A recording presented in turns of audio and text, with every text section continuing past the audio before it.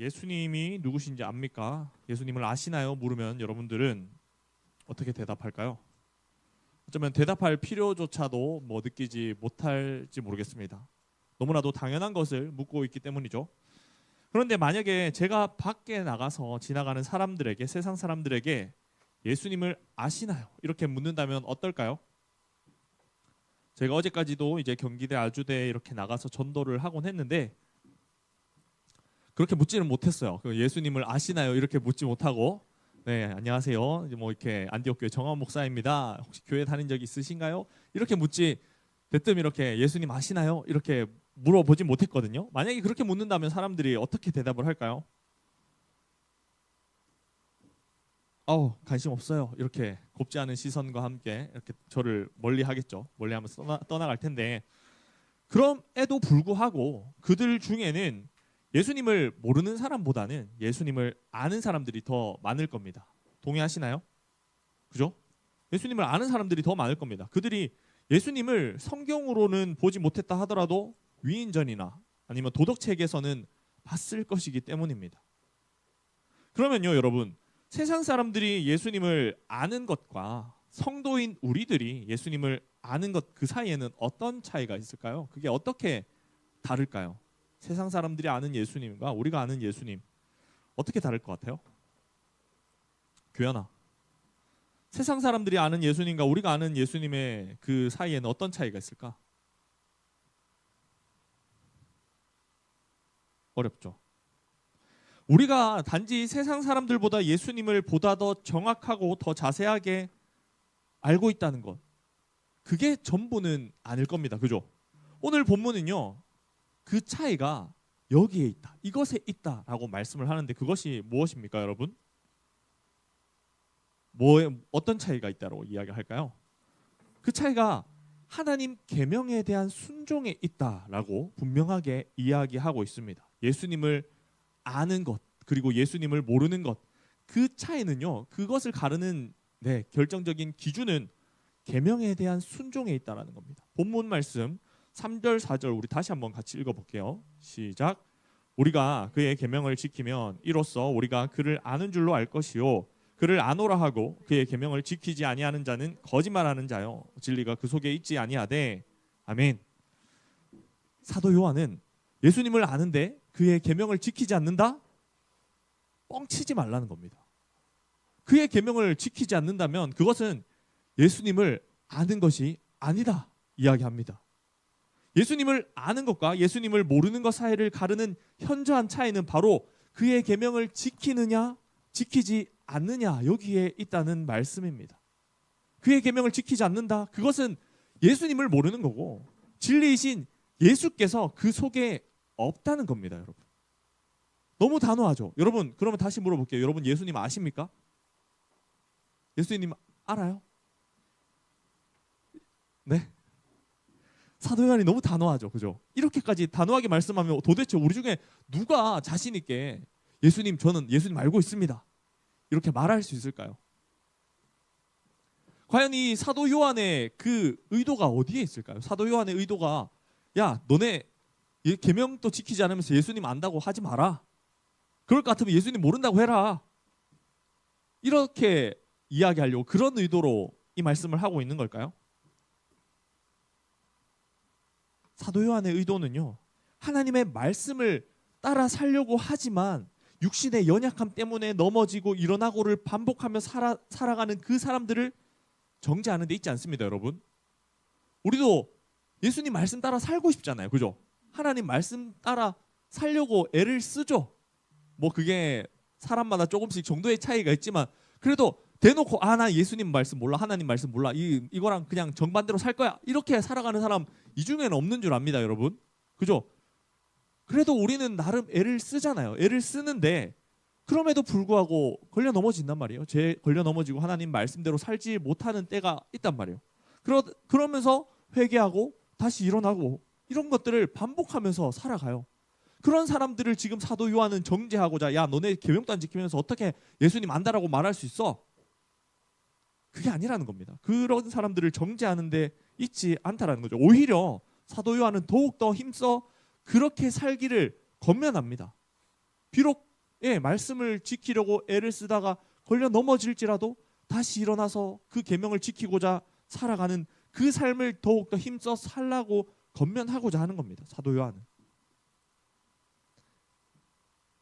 다만 하나님의 말씀대로 살 수도 없고 살아갈 필요도 없다. 하나님의 말씀과는 그렇게 아예 벽을 쌓고 하나님과 상관없이 살아가는 사람들에게는, 그 사람들은 예수님을 모르는 사람들이라고 단호하게 말하고 있는 거죠. 이 당시에 문제되고 있던 이단들이 영지주의자들이거든요. 이때 완전히 그 영지주의의 틀이 완전히 갖춰진 때는 아닙니다. 한 3세기나 되어야지 이제 영지주의가 본격적으로 이제 틀을 갖춰가지고 이단의 활동들을 하기 시작하는데, 이때도 근데 이미 그 영지주의의 그 약간 뿌리, 그 단초들이 나타나고 있었던 거죠. 이 교회 안에서도. 영지주의자들이 어떤 사람들입니까? 영지주의자들은 쉽게 이야기할게요. 영은 선한 것, 육체는 악한 것.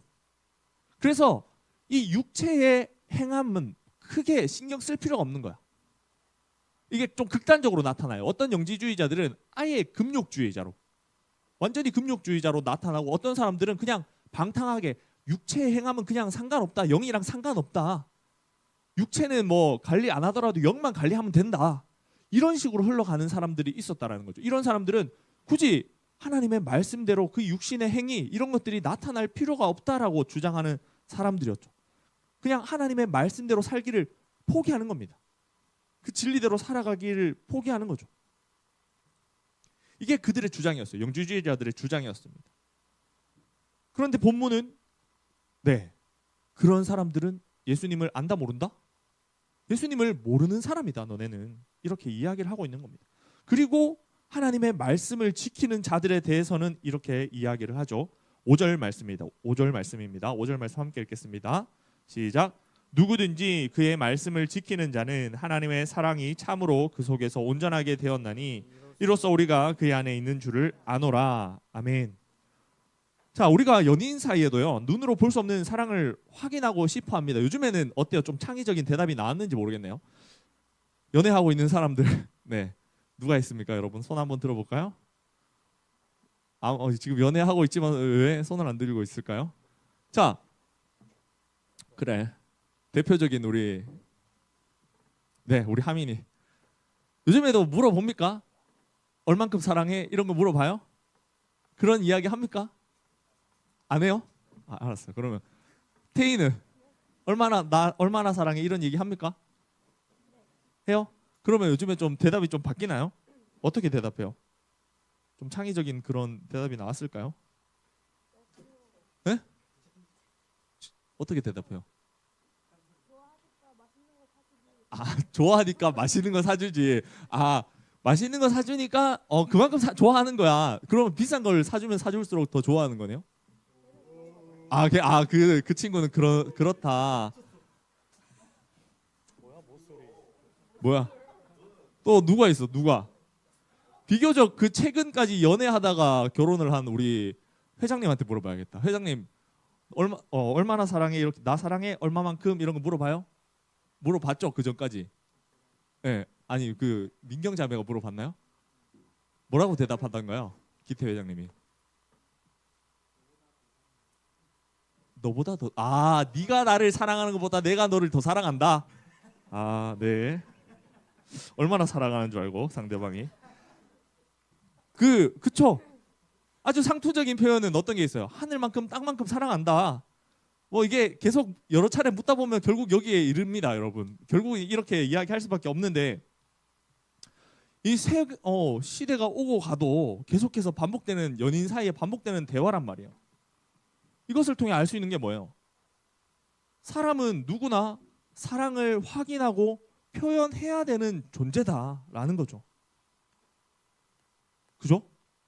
사람은요, 사랑을 확인해야 돼요. 사랑을 그리고 표현해야 됩니다. 그게 우리의 존재의 어떠함이에요. 그러면 이제 우리를 향해서 이런 연약함이라고 해야 될까요? 어쨌든 이런 존재의 특징을 가지고 있는데, 사랑을 확인해야 되는 어떤 존재의 특징을 가지고 있는 이런 사람을 향해서 하나님께서 그 사랑을 어떻게 표현하실까요? 그럼 하나님께서는 우리에게 그 사랑을 어떻게 확인시켜 주실까요? 그 하나님의 사랑의 표현이요 어떻게 나타나냐면 바로 나타나고 또 그리스도의 죽음으로 확증됩니다, 여러분. 요한복음 3장 16절 너무나도 잘 알고 있죠. 하나님이 세상을 이처럼 사랑하사 독생자를 주셨으니 이렇게 말씀하죠. 독생자를 주셨으니 성육신하게 하셨으니 이것이 하나님의 사랑의 표현이고요. 로마서 5장 8절에서 우리가 아직 죄인 되었을 때에 그리스도께서 우리를 위하여 죽으심으로 하나님께서 우리에 대한 자기의 사랑을 확증하셨느니라 이렇게 말씀합니다. 예수님을 십자가에 매달려 죽게 하심으로써 하나님의 우리를 향한 그 사랑을 확증하셨다는 거예요. 예수 그리스도의 나타나심으로 성육신하심으로 우리를 향한 사랑을 표현하셨고 예수님의 죽으심으로 야, 내 사랑이 확실해. 이만큼 확실해. 이만큼 크다는 것을 너희에게 보여주고 있어. 이렇게 설명하고 있다는 거죠. 그리스도를 통해서 온전한 하나님의 사랑이 세상을 향하고 인류를 향하고 우리를 향합니다, 여러분. 이처럼 하나님의 사랑은요 우리를 향해 이미 온전하게 주어졌습니다. 우리가 다음 주면은 이제 이번 주부터죠. 오늘부터죠. 고난 주간이 시작됩니다. 고난 주간이 시작되는데 예수님의 그 십자가 고난을 우리가 묵상하게 될 거란 말이죠. 그것을 통해서 우리가 여러 가지 것들을 묵상하고 생각할 수 있지만 제일 크게 느껴야 되는 게 뭐예요? 바로 우리를 향한 하나님의 사랑이죠. 이미 주어졌어요. 그 사랑이. 그리스도의 십자가를 통해서 이미 우리에게 온전하게 영원하게 주어졌단 말이에요. 그러므로 우리가 이 5절 말씀을 이해할 때 마치 우리가 말씀을 지킴으로 부족한 하나님의 사랑을 온전하게 한다는 뜻으로 이렇게 이해하면 됩니다. 5절 다시 한번 볼까요? 5절 말씀. 누구든지 그의 말씀을 지키는 자는 하나님의 사랑이 참으로 그 속에서 온전하게 되었나니 말씀을 지킴으로써 하나님의 사랑이 부족한 사랑이 온전하게 된다. 이렇게 해석해서는 안 됩니다. 이미 하나님의 사랑은 우리에게 넘치도록 표현되었고 확증되었어요. 충분하게 확증되었어요. 예수님 한 분으로. 본문이 우리에게 그러므로 말씀하는 것은요. 예수 그리스도를 통해서 온전하고 영원한 사랑을 믿음으로 받은 사람은요. 어떻게 살아갈까요? 어떻게 살아간다는 걸까요? 마땅히 말씀을 지키며 살아간다는 거예요.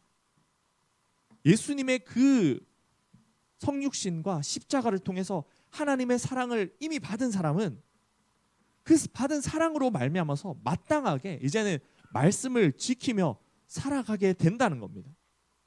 온전한 사랑을 받은 사람의 합당한 반응이라는 거죠. 그것이 말씀을 지키는 것이. 말씀을 지키는 모습이 그리스도를 통해서 온전한 하나님의 사랑을 받은 자의 참된 반응이고 그의 안에 있는 자, 즉 그리스도와 연합한 자들에게서 마땅히 나타나는 표라는 겁니다. 증거라는 거죠. 아멘인가요, 여러분? 여러분은 하나님의 사랑을 넘치도록 받은 사람들이 맞나요? 그리스도의 십자가 사랑을 경험한 사람들이 맞나요? 그렇다면 우리 삶에서 우리의 그 삶의 태도에서 어떤 것들이 나타나야 되죠? 하나님의 말씀을 지키려는 몸부림으로 나타나야 되는 거죠. 말씀을 지키는 경험들이 우리 삶 속에서 나타나야 되는 거죠. 그런데 여러분, 말씀을 지키는 것이 쉬운가요? 어려운가요? 어렵습니다. 그죠? 어렵죠, 한승아. 일단 말씀을 알아가는 것 자체도 어려워요. 그죠? 지금 우리가 성경 언약 캠페인 우리는 지난주 월요일부터 들어갔거든요. 그죠? 지난주 월요일부터 들어갔는데 성경을 알아가는 것조차도 힘든데 이 말씀을 지키는 것은 더욱더 어렵습니다. 2000년 전에 저기 이스라엘이라는 작은 민족의 역사에서 그 계시된 하나님의 뜻을 해석하고 적용해가지고 오늘을 살아가는 일이 바로 이 말씀을 우리가 지키며 살아가는 거거든요. 그죠? 그만큼 어렵고 어쩌면은요 불가능해 보이기까지 합니다. 그죠? 2000년이라는 세월의 격차가 있고 그리고 또 저기 이스라엘이라는 아주 먼 거리에 있는 나라, 민족, 작은 민족 거기서부터 이야기가 시작된 건데 너무나도 거리적으로도 시간적으로도 너무 멀단 말이에요. 근데 거기에서 계시된 하나님의 뜻을 내 오늘이라는 때에 가지고 와서 우리가 그것을 읽고 해석하고 우리 삶에 적용한다. 이것은 단지 어려워 보이는 정도가 아니라 거의 불가능해 보입니다. 그렇지 않나요? 그렇지 않나요, 여러분? 그냥 상식적으로 생각하면 굉장히 어려운 일이잖아요. 그런데 놀랍게도요, 지난 2000년의 세월 동안 세대를 초월하고 민족을 초월해서 하나님의 말씀을 기준으로 살아가는 사람들이 있어 왔고, 우리도 그들 중에 있는 줄 믿습니다. 우리도 그들 중에 있습니다. 이것이 어떻게 가능하게 됐을까요, 여러분? 어떻게 해서 이런 일이 가능하게 된 걸까요? 상식적으로 생각했을 때 너무나도 불가능한 일이 지금 자연스럽게 우리 삶에 일어나고 있단 말이에요. 나타나고 있단 말이에요. 이것이 어떻게 가능할까? 이것을 가능하게 하신 분은 바로 예수 그리스도입니다, 여러분. 예수님이 성육신 하셔서 이 땅을 사셨습니다. 예수님이 우리보다 앞서 걸어가셨어요. 행하셨습니다. 예수님이 말씀이시고 말씀대로 사셨어요. 여러분, 예수님의 말씀이 그저 입에서 나온 말씀이 아니라요. 예수님은 말씀이 육신 되신 분이에요. 되게 어려운 개념이긴 한데요. 요한복음 1장을 보면 그 예수님에 대해서 이렇게 이야기를 합니다. 요한복음 1장 잠깐 넘어가 볼까요? 네, 1장 1절 2절 한번 볼까요? 1장 1절 2절 시작. 태초에 말씀이 계시니라. 이 말씀이 하나님과 함께 계셨으니 이 말씀은 곧 하나님이시니라. 그가 태초에 하나님과 함께 계셨고. 아멘. 네, 1장 14절 또 볼게요. 시작. 말씀이 육신이 되어 우리 가운데 거하심에 우리가 그의 영광을 보니 아버지의 독생자의 영광이요 은혜와 진리가 충만하더라. 아멘. 네, 이 예수님에 대해 설명하고 있는데 이 예수님이 정말 영원부터 함께 계신 말씀이시고 그 말씀이 곧 하나님이시고 이 말씀이 육신되어 이 땅에 임한 것이 나타난 것이 바로 예수 그리스도시라는 거죠. 네. 이처럼 예수님은 말씀 그 자체이시고 이 땅에 오셔서 또 그 예수님께서 말씀대로 살아가는 것을 우리 가운데 보여주셨습니다. 그분이 우리의 본이 되어 주신 겁니다.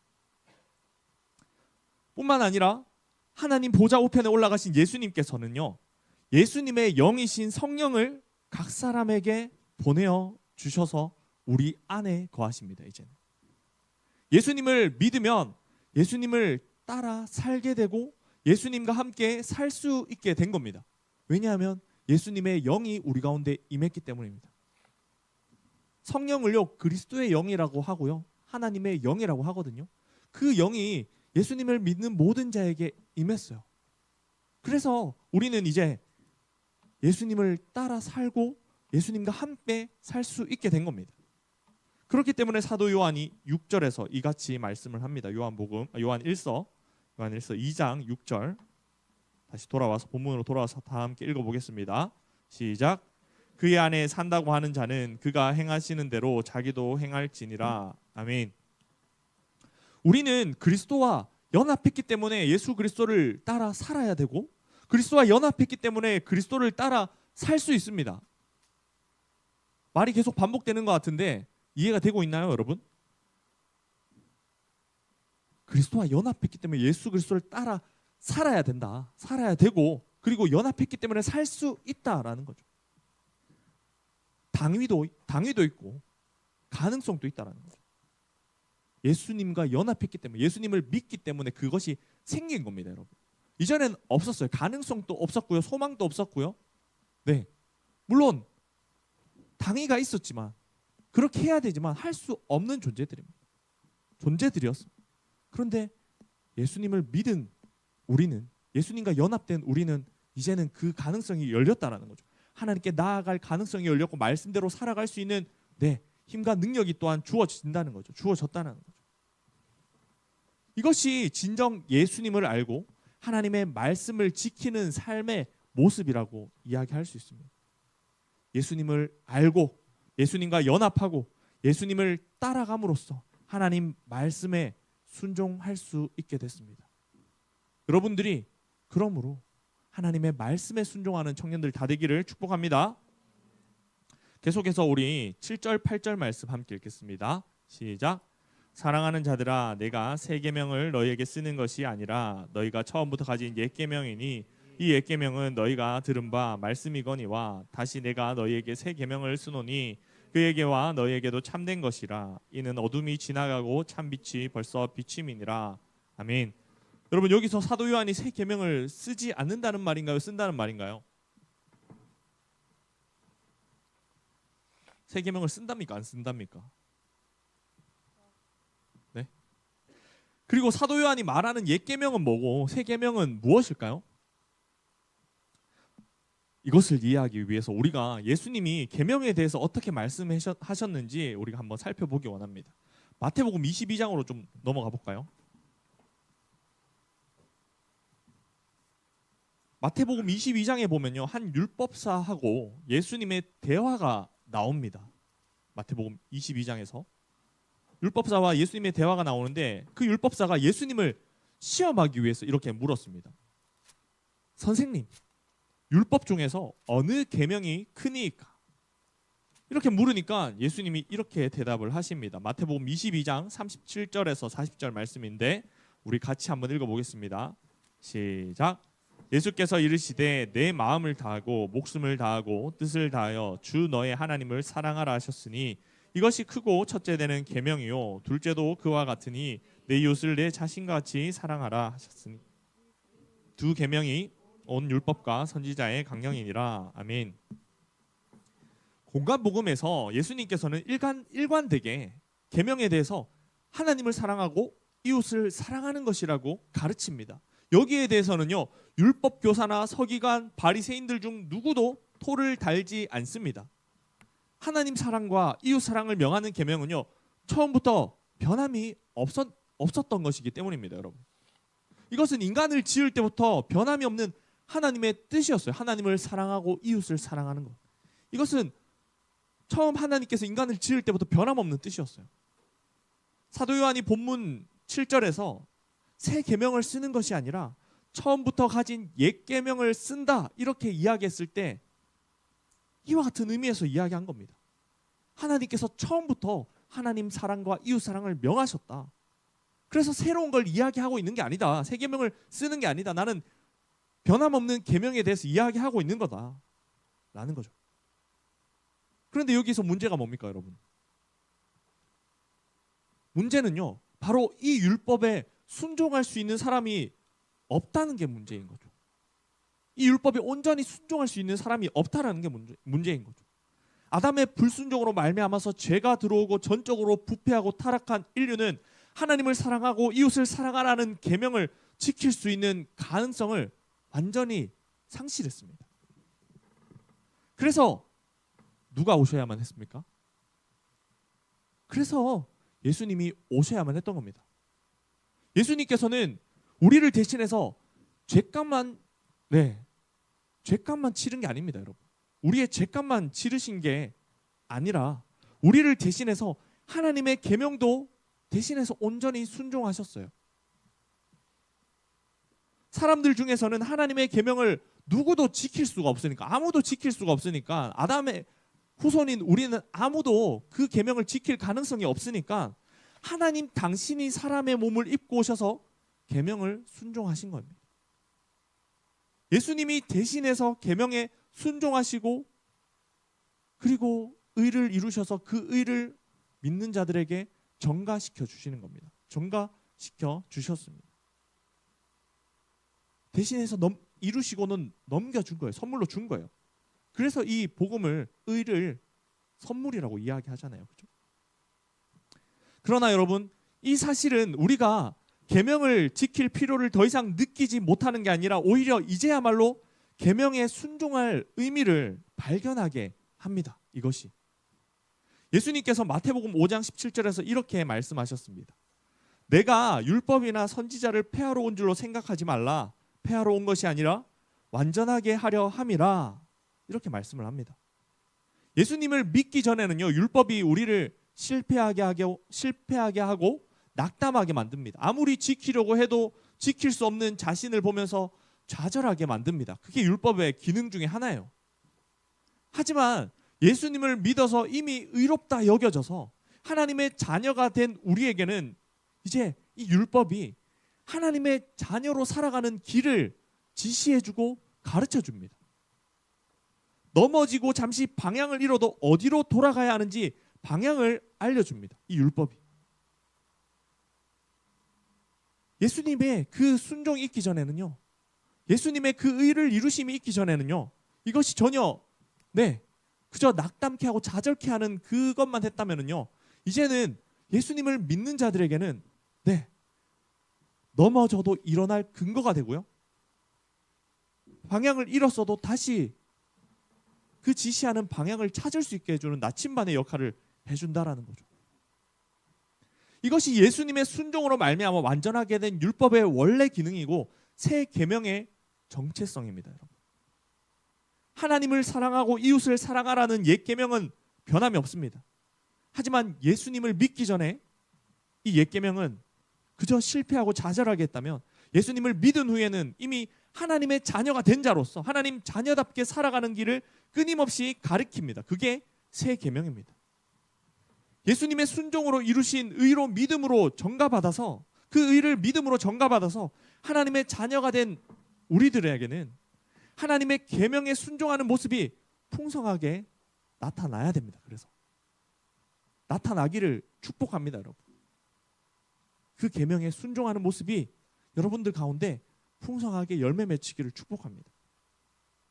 마지막으로 하나님 사랑과 이웃 사랑, 이 두 계명은요 따로 놀지 않습니다. 따로 가지 않습니다. 우리 9절에서 11절 말씀, 본문 9절에서 11절 말씀 함께 읽겠습니다.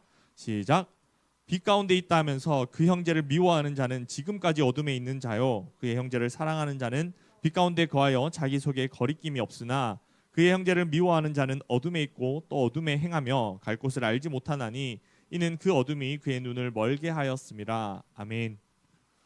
우리를 사랑하시는 하나님의 사랑은 예수님이 이 땅에 오심으로, 십자가의 죽으심으로 확증되었습니다. 그렇다면 우리가 하나님을 사랑하는 그 사랑은 무엇으로 증명될 수 있을까요? 보이지 않는 하나님께 대한 사랑은요, 눈에 보이는 그리고 옆에 있는 이웃에 대한 사랑으로 증명할 수 있습니다. 여러분. 그렇게 증명됩니다. 요한일서 1장 5절에서는 하나님을 빛이시라 말씀합니다.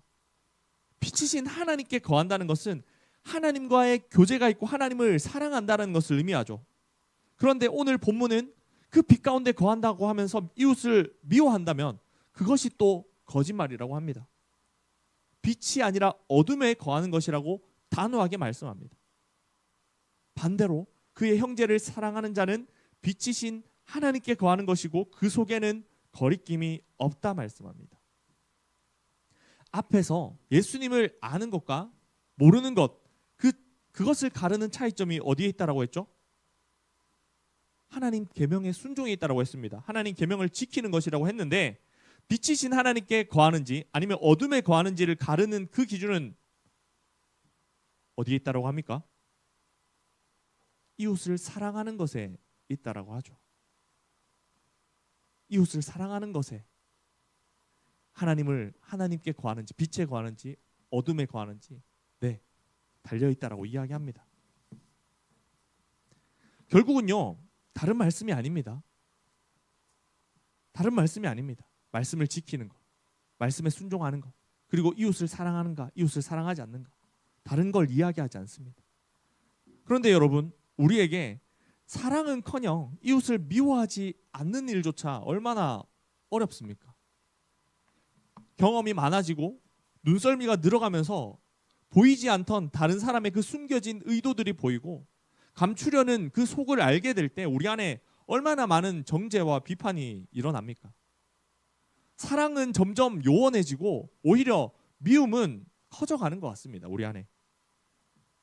여러분, 티가 안 난다고 해서 미워하는 마음이 사라지는 게 아닙니다. 오히려 미운 티를 감추는 것이 자연스러워져 가면서 미워하는 마음도 자라갑니다. 티를 내지 않는 것으로 미워하는 것을 덮어둬서는 안 됩니다. 여러분. 11절 말씀은 미워하는 자는 어둠에 있는 것이며 어둠에 행하며 어둠이 그의 눈을 멀게 해서 갈 곳을 알지 못하게 한다 합니다. 점점 더 어둠을 벗어나는 것이 어려워집니다. 여러분, 미움이라는 감정에 무뎌지는 것이 얼마나 치명적인지를 이 말씀은 우리에게 가르쳐주고 있는 겁니다. 미움이요, 우리 안에 일어날 수 있습니다. 그리고 그 감정이 우리로서는 어쩌지 못하는 것처럼 느껴질 수 있어요. 그러나 우리에게 중요한 것은요, 다시 한번 기억하시기 바랍니다. 우리에게 중요한 것은 방향성입니다. 방향성. 이 미움이라는 마음이 결코 빛에 속한 것이 아님을 알고 무뎌지지 않으려 몸부림치고 다시 빛을 지향하고 사랑을 지향하는 노력을 기울여야 한다라는 거죠. 넘어지고 어그러져도 빛을 향한 그 방향성을 결코 포기해서는 안 된다는 겁니다. 사랑하겠다는 결단과 미움에 대해 회개하는 것을 지난하더라도 지루하더라도 계속 해야 된다는 거예요. 때로는 그 결단이 너무나도 약하게 느껴지고 이 결단이 무슨 의미가 있냐 싶을 정도로 이것들이 너무 반복된다 할지라도 그럼에도 불구하고 이 결단하기를 포기하지 않아야 되고 회개하기를 포기하지 않아야 된다는 겁니다. 여러분, 우리 청년부가 이처럼 사랑하겠다는 이 결단을요 계속 할 수 있는 청년들이 되기를 축복합니다. 미움에 무뎌지지 않고 내 감정에 이미 숨기는 것에 익숙해져서 이미 별로 문제없이 미운 마음을 가지고도 살아갈 수 있는 이 현실에 우리가 안주하지 않고 이 미움을 덮어두지 않고 이 미움에 대해 회개하는 것, 돌이키는 것을 계속할 수 있는 청년들 되기를 축복합니다. 여러분, 말씀을 정리하겠습니다. 우리는 오늘 예수님을 알고 예수님과 연합하는 것이 하나님 계명에 순종하는 삶의 모습으로 나타나야 한다고 배웠습니다. 그리고 하나님을 사랑하고 이웃을 사랑하라는 그 옛 계명이 그리스도의 순종으로 말미암아서 완성되었고 그리스도의 의를 힘입은 우리가 비로소 그 말씀을 쫓아 살아갈 수 있게 되었음을 배웠습니다. 그리고 마지막으로 하나님 사랑과 이웃 사랑은 따로 갈 수 없고 하나님을 향한 사랑이 이웃을 향한 사랑으로 입증된다라는 사실을 배웠습니다. 오늘 말씀을 듣고 이 말씀을 기억해서 그리스도에 대한 믿음과 지식이 하나님 말씀에 대한 순종 그리고 특히 이웃을 향한 사랑으로 풍성하게 열매 맺히게 되기를 축복합니다. 함께 우리 말씀을 기억하며 찬양하겠습니다.